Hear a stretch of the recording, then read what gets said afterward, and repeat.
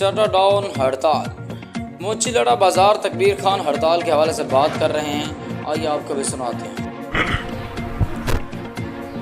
جی بسم اللہ الرحمن الرحیم۔ اس وقت میں موجود ہوں موچی لڑا بازار میں۔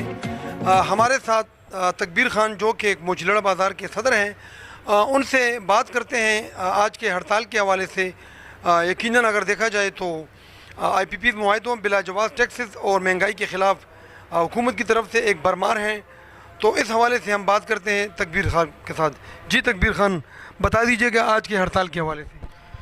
جی بالکل ایسا ہوا ہے کہ کچھ دن پہلے ہمارے جو تنظیم کے صدران ہیں ان کی طرف سے اعلان کیا گیا کہ ہڑتال ہوگی 28 اگست بروز بدھ کو۔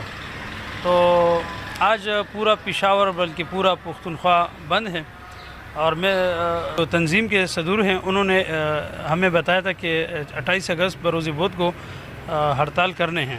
تو پورا پاکستان آج بند ہے، اس وجہ سے کہ حکومت تو ایسے بھی ریلیف نہیں دے رہی، بلکہ الٹا ہمارے لیے ایک تاجر دوست اسکیم کے نام سے ایک اسکیم منظور کیا جا رہا ہے جو بالکل تاجر دشمن اسکیم ہے۔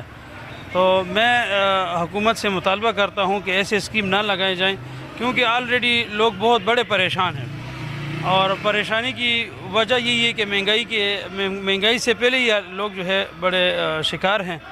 تو اس وقت لوگوں نے ایک چھوٹی سی آواز پہ پورا بازار بند کیا ہوا ہے۔ بات چیت ہو رہی تھی اور وہ یہ کہہ رہے تھے کہ ہم اس اسکیم میں کچھ نرمیاں لائیں گے، لیکن نرمیاں یہ کچھ بھی نہیں ہے۔